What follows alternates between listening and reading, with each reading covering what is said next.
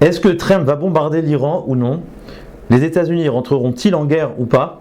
Israël dispose-t-il d'un système de protection suffisant face aux missiles iraniens? Et on peut poser encore beaucoup d'autres questions, mais est-ce que cela nous fait avancer? Absolument pas. Ces questions nous obsèdent, mais elles créent quelque chose d'extrêmement dangereux, la paralysie, l'absence de mouvement, l'absence de réaction. Car le doute nous endort, comme si on a besoin de savoir les choses pour réagir. Ce phénomène s'appelle dans la Torah Amalek.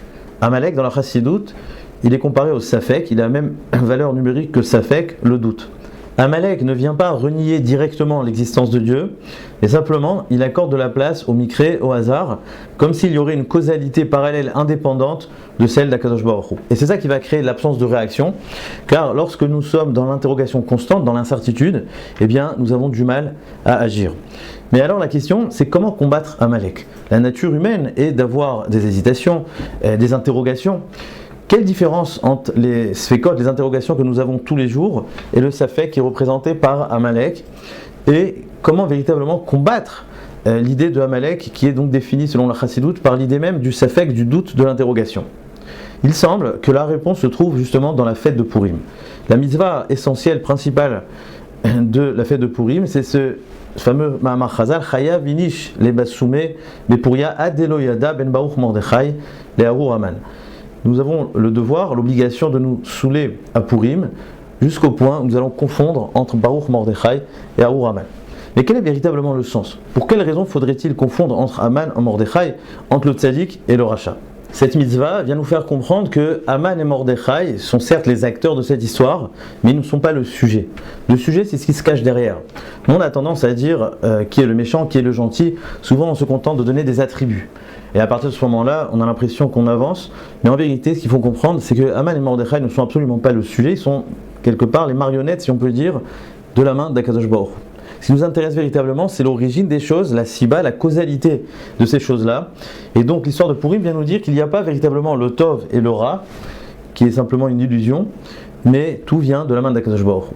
C'est ça l'idée de confondre entre Baruch Haman et Baruch Mordechai et Harur Haman, c'est de comprendre que Haman est Shaliach et l'émissaire d'Akadosh Baruch Hu au même titre que Mordechai. Et on ne doit pas donc se concentrer sur ce qu'on voit devant nous, sur le résultat, mais sur ce qui est au-delà, sur l'origine des choses, qui est une seule chose, une seule siba, une seule causalité, qui est Akadosh Baruch Hu. Et c'est à partir de ça qu'on va comprendre précisément quelle est la différence entre le safek que nous pouvons avoir, les hésitations que nous avons tous les jours, et le safek de Amalek.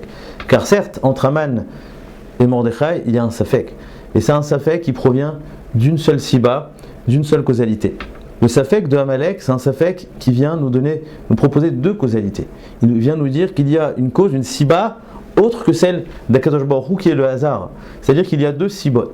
Et le véritable safek, c'est lorsqu'il y a deux sibot. Vous savez, en halakha, il y a un digne de korban hacham taloui. Il y a un des korbanot, c'est lorsque nous avons commis une avera dans le doute, par safek. L'exemple, c'est celui qui avait devant lui deux chatichot, deux morceaux de shuman, l'un permis, l'autre interdit, donc un chelev et un shuman, et tout simplement il ne sait pas lequel a-t-il consommé. À partir de ce moment-là, il va devoir amener un hacham taloui, alors que selon la halakha, la chita de Chachamim, s'il n'a consommé une seule chaticha, simplement il a un doute si cette chaticha, ce morceau-là, était shuman ou chelev, il n'apportera pas de hacham taloui.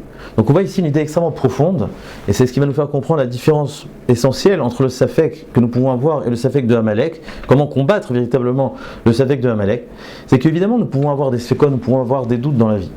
Mais ce que nous comprenons toujours, c'est qu'il y a une seule siba derrière ça, il y a une seule causalité. C'est comme un enfant qui va douter, est-ce que son père va le punir ou le récompenser?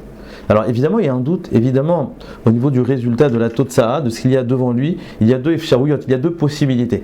Mais il n'y a pas de cause, pas de causalité, il y a une seule cause, qui est la décision du père. Le père va décider soit de le punir, soit de le récompenser. Et donc à partir du moment où il y a une seule siba, une seule causalité, eh bien l'enfant a confiance envers son père, et nous avons totalement confiance que le père va prendre la bonne décision, et c'est ce qui va donc atténuer le safek. Il ne s'agit pas d'un véritable safek. Amalek, ce qu'il va faire, c'est qu'il va dire non, il y a deux causalités. Il y a Akadosh Baruch Hu et il y a le Mikré. On pourrait dire par exemple, c'est comme si nous avons fait un examen, et alors il pourrait y avoir deux sortes de sfekot. Soit est-ce que j'aurai une bonne note, soit une mauvaise note, soit je pourrais hésiter qui va me corriger cette copie. Et donc, qui va me corriger cette copie, c'est une forme de safek dans la siba dans la causalité de la note que je vais recevoir. Amalek, il vient et remet en cause la siba, l'origine qui est Akadosh Baruch Hu, et il dit peut-être qu'il y a une autre cause, une autre siba qui est autre et contraire à celle de Akadosh Baruch Hu. Ça, c'est le safek de Amalek. Le safek que nous pouvons avoir, c'est un safek dans le résultat, mais ce que nous avons clair, c'est qu'il y a toujours une seule chose par derrière. Et c'est exactement ce que nous disions dans l'histoire de Purim. Il y a certes Aman et Mordechai, il y a l'impie et le tzaddik, il y a celui qui veut nous tuer et celui qui veut nous sauver. Il y a évidemment deux choses contraires. Mais ces deux choses proviennent d'une seule origine, et c'est ça ce que nous avons comme mitzvah à Purim, Ad Deloyada, Ben Baruch Mordechai, les Aman, pour une fois dans l'année, bien comprendre que le Tov et le Ra, le bien et le mal, proviennent d'une seule chose. En vérité, Akadosh Baruch Hu ne vient pas nous sauver du mal, mais tout provient de lui. Et donc, à Purim, nous comprenons qu'il y a une seule cause, une seule siba qui est derrière les choses, et c'est précisément ça qui va nous faire la différence entre le Safek de Amalek. Donc, ce que nous retenons, c'est que le Safek, quand il provient d'une seule siba, d'une seule cause, eh bien ce n'est pas véritablement un safek. Ce n'est pas le safek de Amalek. Et la raison à cela, c'est que nous avons l'espoir en une seule causalité. Comme l'enfant qui a l'espoir en son père, qui prendra la bonne décision. Vous savez comment ça s'appelle dans la Torah ? Ça s'appelle bitachon. Le bitachon, la confiance en Dieu, ne signifie pas tarshov tov, il est tov, que tout va bien se passer. Tout peut arriver véritablement. Il peut arriver tov, aura, le bien comme le mal. Mais simplement, le bitachon, c'est de savoir que derrière ce bien ou ce mal, il y a une seule cause. Ce qui va arriver, peu importe que ce soit tov ou mal, provient d'une seule cause. Et à partir de ce moment-là, on est confiant. Et c'est ça qui fait donc la différence profonde. Le safek de Amalek, c'est ce qui va créer l'immobilité, la paralysie. Nous ne bougeons plus. Un petit peu comme aujourd'hui où on ne sait pas si l'Amérique va attaquer, etc. Donc on ne fait plus rien. On a l'impression qu'il faut savoir les choses pour commencer à agir. Ça, c'est un safek qui nous empêche d'agir, de bouger. Le safek que nous pouvons avoir, qui n'est pas celui d'Amalek, c'est un safek justement où on a bitachon. On a confiance en Akadosh Baruch Hu, en la cause qui est derrière ces deux possibilités-là. Et lorsqu'on a ce safek de cette façon-là, eh bien au contraire, on a bitachon, on a l'espoir. Et si on a de l'espoir, et à partir de ce moment-là, on est capable de faire beaucoup de choses. On n'est absolument plus dans l'absence de mouvement. Mais si on pose la question, d'où vient cette division ? D'où vient ce Amalek, ce safek ? D'où tout cela provient ? D'où nous avons cet espace pour des fois tomber dans le Amalek à l'intérieur de nous ? Et la réponse est tout simplement dans le Da'at, dans la faute de Adam Arishon. Lorsque Adam Arishon a mangé le fruit, eh bien, c'était le Etz Ada'at Tov Vara. Il a eu donc la connaissance, l'esprit, le savoir, et à partir de cela, il y a eu cette distinction fondamentale entre le Tov et le Ra.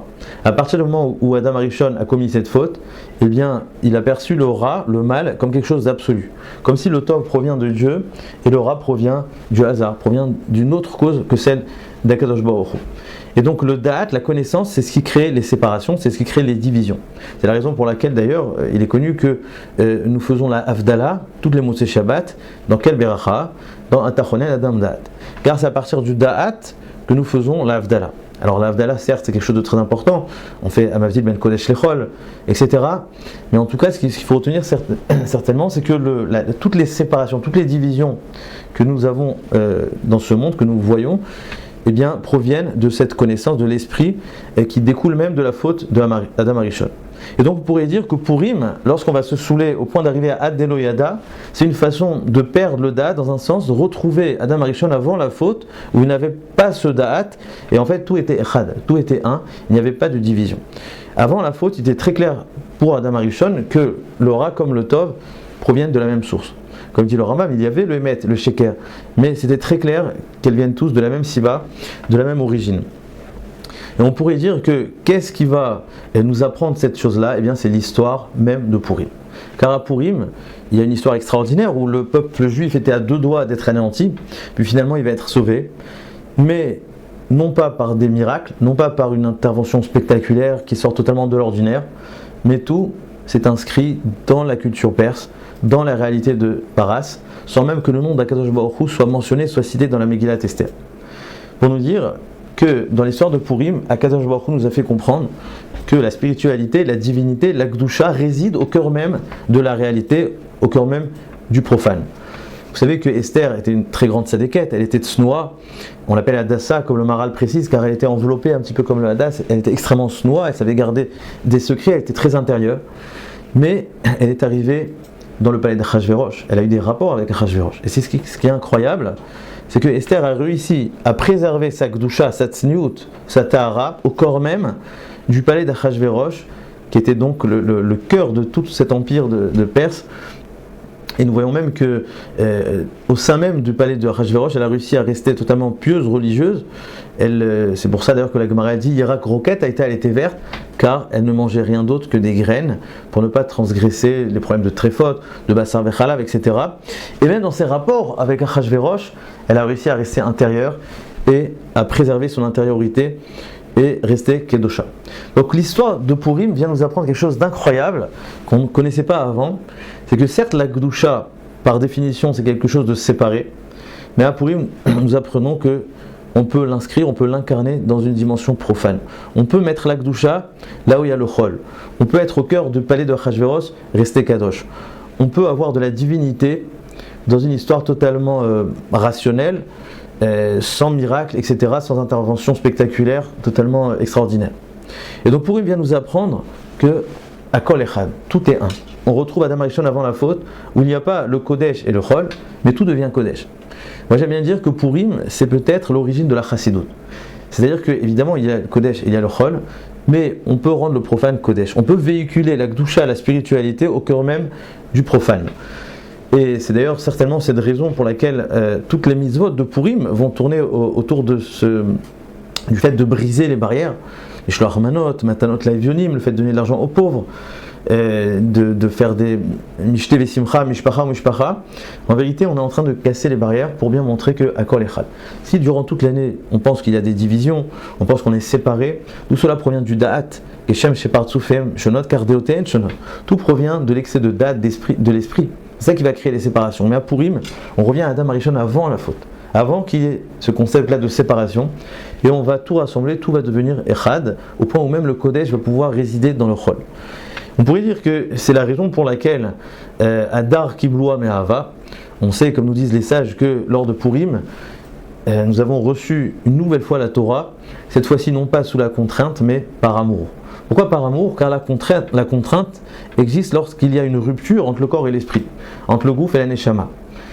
D'un côté, la neshama veut la Torah, d'un autre côté, le gouffre n'est pas suffisamment prêt pour la recevoir, donc il y a une certaine rupture, il faut l'accepter par la contrainte. À Purim, on a accepté quelque chose d'incroyable, d'extraordinaire, c'est que notre gouffre, notre matérialité, eh bien, peut incarner totalement cette Kedusha au point même, on est en phase, en harmonie, on peut donc recevoir la Torah, mais à Ahava. J'aimerais dire aussi que c'est ce qui va faire en sorte qu'après Purim, il y aura le retour vers Eretz Israël, un retour qui avait déjà commencé avant l'histoire de Purim, avec Zerubbabel, etc. Car avant Purim, il faut savoir, il faut bien comprendre, bien qu'il y avait déjà la Hatzarat Koresh, Koresh avait donc donné la permission de reconstruire le Beth Amikdash, mais il n'y avait que les fanatiques qui étaient prêts à aller en Eretz Israël. Car les Juifs, sous l'empire de Achashverosh, c'était totalement dans le luxe, dans le confort total, etc. Et pour aller en Eretz Israël, dans une terre qui était totalement vide, pour reconstruire le Beth Amikdash, il fallait être véritablement un grand sadique, un pieux, il fallait être un fanatique totalement spirituel. L'histoire de Purim a appris au peuple juif que la spiritualité n'est pas forcément déconnectée du profane. On peut, au cœur même, au sein même du profane, du chol, vivre la spiritualité. Et donc, à partir de ce moment-là, les Bnei Israël, ils ont fini par comprendre que le fait d'aller en Eretz Israël pour reconstruire le Beth Amikdash, ça ne veut pas dire forcément renoncer au confort, renoncer à la matérialité, mais au contraire, on va pouvoir créer une dimension politique nationale, une réalité en Eretz Israël, autour même du Mikdash.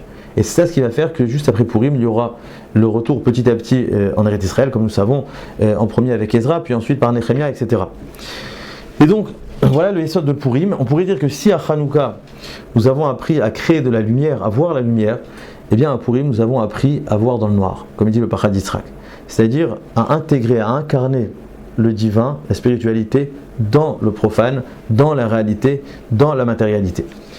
Et donc la leçon que je voudrais retenir, c'est que tous ces acteurs que nous connaissons aujourd'hui, comme Trump, Khamenei, Netanyahou, etc., ne sont absolument pas le sujet, pas plus que Haman et Mordechai. Si nous avons cette mitzvah de Ad Deloyada ben Haman et Mordechai, c'est-à-dire que nous ne devons pas nous arrêter à la façade, à l'illusion qui est représentée par tous ces acteurs, mais à ce qui se cache derrière, à la main d'Akadosh Baruch Hu qui est derrière tout ça. On fait souvent l'erreur de penser que Akadosh Baruch Hu vient nous sauver du mal, mais en vérité tout vient de lui, tout provient de lui. L'Iran, comme les États-Unis et comme Israël et comme tout ce que vous voulez, tout est le résultat, tout est le Shaliach de Kadosh Baruch Hu. J'aimerais donc conclure en disant que vaincre Amalek ne signifie pas vaincre le mal de manière radicale, mais vaincre le safek, vaincre le doute. Refuser cette hésitation constante qui nous perturbe, qui nous empêche de bouger. Car comme le verset nous dit dans la paracha de Béchalach, Vayachalosh Yoshua et Amalek. Yoshua n'a pas vaincu Amalek, il l'a affaibli. Affaibli, ça veut dire qu'il perd de son importance. Comme nous avons dit, Amalek essaye de donner de l'importance à une autre causalité que celle de Dieu, qui serait le hasard, le micré. Et bien lorsqu'on l'affaiblit, on lui fait perdre de son importance. Et donc la seule causalité qui existe véritablement, c'est celle d'Akadosh Baruch Hu. Donc vaincre Amalek, c'est vaincre le Safek. En d'autres termes, comprendre qu'il y a une seule origine. Et à partir du moment où il y a une seule origine, il n'y a plus vraiment de doute. Il y a certes toutes sortes de possibilités, d'éventualités, mais toutes ces éventualités proviennent d'une seule origine en qui nous avons confiance. Et donc s'il y a une seule siba, une seule causalité, eh bien il n'y a plus de doute. Et lorsqu'il n'y a plus de doute, nous redevenons actifs, nous redevenons mobiles, nous redevenons vivants. Et qui dit vivant dit le début de la simcha. Purim Sameach.